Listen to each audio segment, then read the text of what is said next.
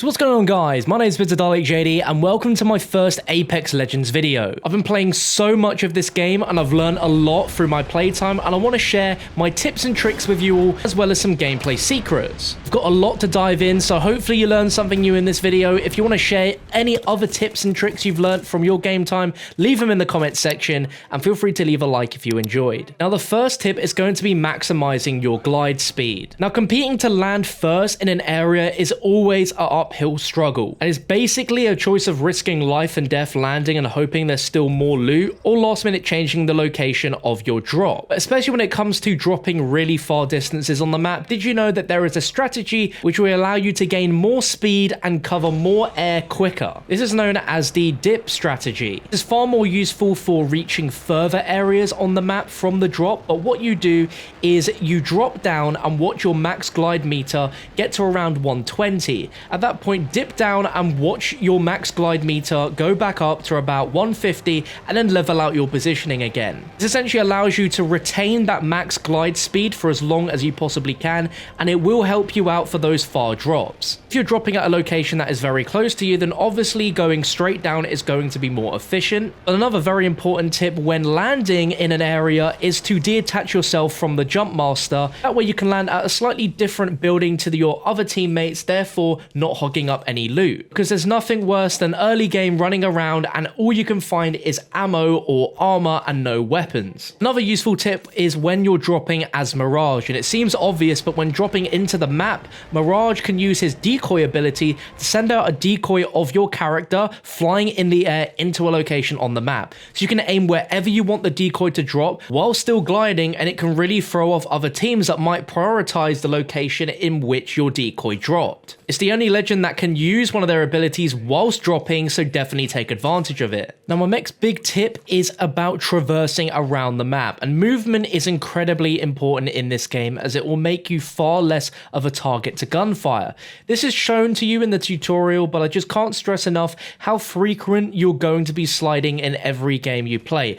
A lot of the areas in this map have pathways which acts as huge mudslides which allow you to slide all the way down to the bottom, so don't be afraid to use them. And this is the most basic form of traversal, but we can combine it as well with other movements to get around even faster and to help in gunfights. Not just big winding slopes, but any huge incline can easily turn you into a speedy ninja, sliding down into areas faster than enemies can react. Combining these slides with legend abilities will definitely throw off your enemies and get to them quicker. If you're not on an incline, then what is the best way to get to enemies? And this is holstering your weapon, which will allow you to run around and loot the fastest around the map, which allows you to run at the maximum speed in the game. Now holstering also increases your jump speed too, and for those gunfights where reloading simply isn't an option, you can use this to get your hands out and finish the fight karate style. On console, this is done by holding your swap weapon button, and on PC is usually binded to a number. A big tip that I'd give to any PC players watching that hasn't already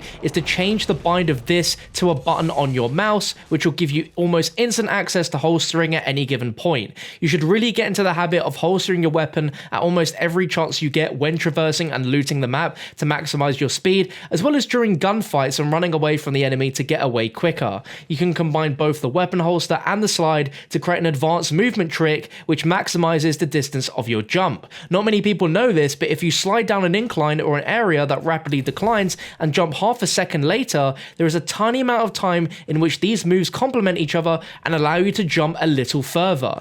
This can be performed on mudslides, on staircases, even in midair over various roofs in order to land on them without any additional movement. It takes a little while before becoming natural and fluid in your gameplay behavior, but is well worth mastering in combination with sliding and weapon holstering. Whilst on the topic of movement, let's talk about player movement speed, and contrary to popular belief, the developers have confirmed that all 8 legends in the game move at the exact same movement speed to each other. Some of the bigger characters like Gibraltar appear to run slower, but that's only due to the speed of the arm animation on his character, which makes him appear slower. As long as your gun is holstered, all legends will move at the exact same speed no matter what. Whilst keeping on topic with speed, let's talk about melee attack speed. And there's always that awkward first encounter with an enemy where you've dropped and both of you have no weapons and decide to duke it out like your karate experts in the dojo by using your melee. If you decide to straight up punch the enemy enemy, use a jump kick, or go for a jab,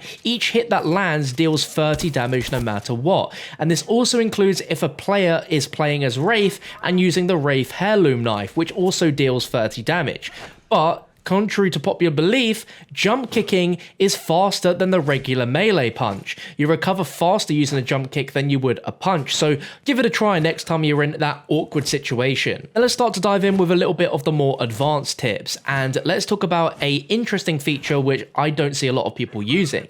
Now the game doesn't have horizontal wall running like we'd expect in Titanfall, but it has a very useful vertical wall run which allows you to run up almost any surface in the game. And I'm not just talking about simple climb up hill faces to reach the top of them, but you can literally climb up anywhere. But what you may not know is if you let the climbing animation play out without pressing the jump button at the end, your character is automatically going to leap without you having to press a button. This leap appears to be a bit of a higher jump than it would be if you press the jump button, so definitely use this when flanking enemy players as they'll least expect it, and it will help you get to areas they didn't realize you could come from. Sticking on the topic with this, there is a really advanced mechanic which I don't see anyone use in game, and this is by taking advantage of the combination of clambering up and then letting go of forwards as you'd automatically pull yourself up, and instead your character hangs on the edge of a ledge which allows you to peek. It's not the most useful thing to use in the game, but if you're looking on a rooftop area down below,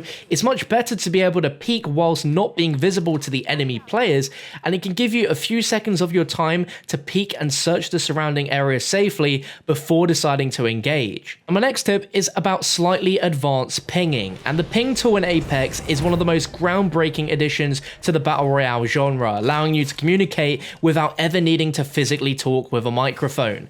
It's obvious how the ping system works, and I'm sure all of you watching know how to use it, but there are some uses with it that I have personally not seen many use in game yet. And if you've yet to find a helmet, a shield, or backpack, all you have to do is open your inventory and simply highlight the icon in the invent and ping it to let your team know you need that particular item. This also works for weapon attachments as well. If a teammate picked up something which you definitely need, you can ping that as well. But the most useful use of this is for pinging ammo. So many times I've come across teammates who will use voice chat to request ammo, when all you need to do is highlight the ammo on the gun that you need ammo for and just ping away. Whilst on the topic of ammo, the next tip is taking only the ammo you need. And in the early game, when you first land, it's very easy to just grab whatever you can find when it comes to guns and ammo. But once you've found backpacks to carry more items, it's important to sort out your invent and get rid of what only you need. The game prompts you when you're picking up ammo as well as what ammo is in your invent on what ammo works and what doesn't work for your weapons, so pay attention so you can carry more ammo of the guns you do have, because in this game you can go through ammo so quickly in gunfights. Our next tip is dedicated to one grenade type, which is the arc star grenades, and I've seen a lot of people in game neglect these grenades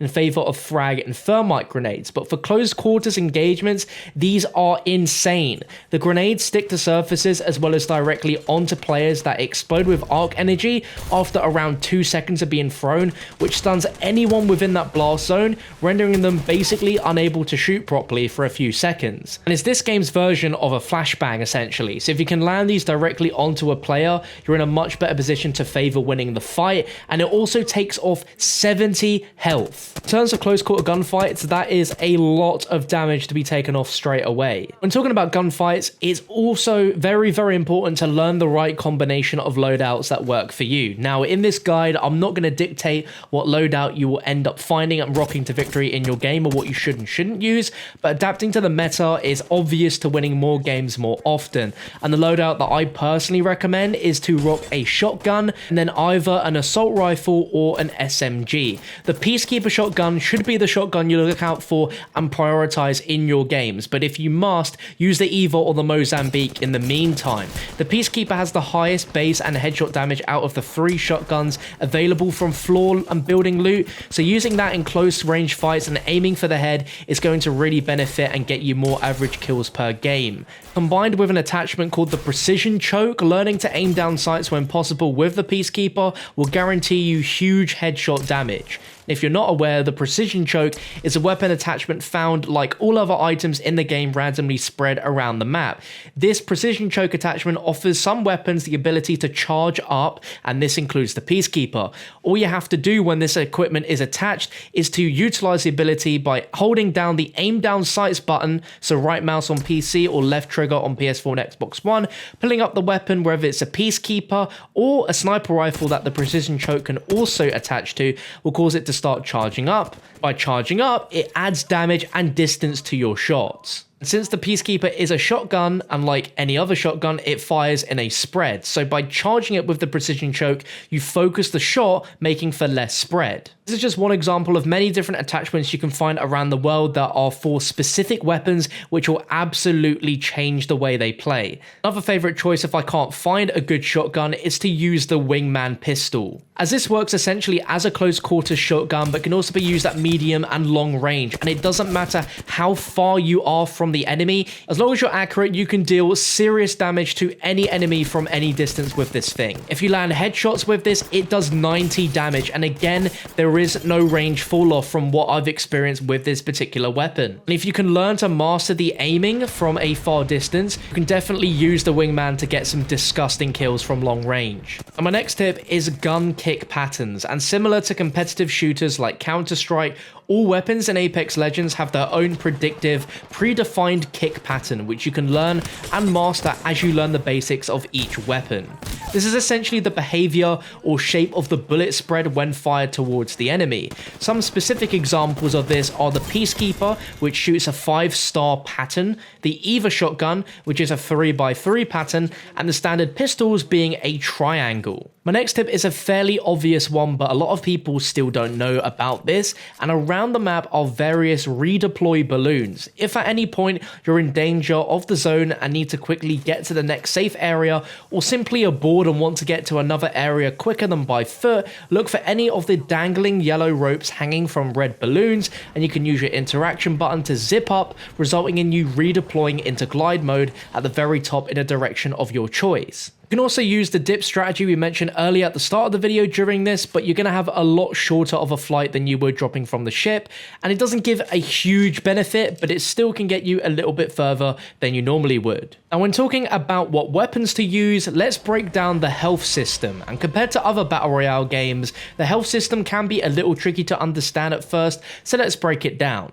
You always start off with 100 HP as your base health. To increase it, you can find various levels of body armor, which will give you additional shield health. Each bar above your health bar in the heads up display is 25 additional health points. The misconception is that the chest armor decreases the amount of damage you receive from enemy fire, but all it does is increase your overall health level. So a plain level 1 shield is plain white and grants you an extra amount of health, being 25 HP per bar. Since there's 2, that gives us 50 HP extra. Level 2 is a blue color, which will grant you an additional 75 HP from your 100 health, and level 3 is purple and grants you 100 additional HP and is the gold shield that you want to be looking for. Then in conjunction with shields, we have helmets as well, which reduce the headshot damage that you receive, with the amount of the reduction increasing with the tier of the helmet you're wearing. White is a 30% reduction, blue is 40%, and purple/gold is 50%. When you're in a gunfight and you hit an enemy and the damage numbers displayed are in purple, that means the enemy still has armor remaining, but you have damaged it. It's also the same if the enemy is wearing gold armor, where the numbers that display will appear in gold. And if hitting an enemy displays white colored damage, that means that they have no armor remaining and you are damaging their main health and they're weak. But definitely go on the aggressive to finish that fight. And if you have no shots left, remember, switching to your secondary is always faster than reloading. A nice fact about the helmets is that they never break and never need to be restored with consumables. Body armor, on the other hand, does. Your body armor will always be the first thing that will take damage in gunfights, so make a conscious effort to hide and heal your shield over your base health first, as it is always quicker to heal your shield than it is your base health. And since we spoke earlier about gold tier loot, let's talk about the game-changing benefits that you can get from finding gold loot around the map or out of supply drops. In the game, golden loot is called legendary loot and is identical in stats to purple equipment, but each legendary item has a bonus perk that can change the game. These are more commonly found in supply drops, but again, you can find them in the game world. Equipping a gold helmet allows your ultimate and tactical abilities to charge faster. Gold armor refills your shields after performing a finisher or execution move. A gold backpack is arguably the best, as it allows you to use health and shield consumables twice as fast as you normally would, and this also affects the accelerants too. And a golden knockdown shield is the golden ticket, which allows you for one time only when you're down to self-revive. It's pretty darn ridiculous. And the final tip is going to be golden tier attachments, which are equally as important in combination with gold tier equipment for improving your game in gunfights. With optic choices in the game, it can sometimes be hard to decide what scope is appropriate for the weapons you're carrying. Golden optics are a great choice if found, as they allow you to see enemies highlighted in red and to see enemies through smoke. This is really useful if an enemy Bangalore uses a smoke grenade to try and revive down teammates, for example, as the benefits of the smoke is to hide them whilst they do that, but if you can still see them highlighted in red, it's an easy victory for you. Golden barrel attachments are also great as they give you the added benefit of a flash hider, which in long range engagements, it will help throw the enemy off on where the bullets are coming from as they can't see the gunfire. And that's going to round up my 13 tips for Apex Legends. Let me know in the comment section if you learned something new in this video, and again, as you're playing and learning more of the game, drop your tips and tricks inside the comment section to help out other players as well. If you've made it this far, then I can't thank you guys enough for sticking through all of the video, and I hope these tips prove you useful. If you did find any of them useful, a like rating would be very much appreciated. And to any of my subscribers that are watching expecting Call of Duty content, that's not going anywhere. I'm just extremely addicted to this game, and I wanted to provide my insight and tips on how I can help you become better players on the game. So if you'd like to see more Apex Legends from me, then feel free to hit that subscribe button and leave your video suggestions in the comments. But thank you for watching, and I'll catch you next time.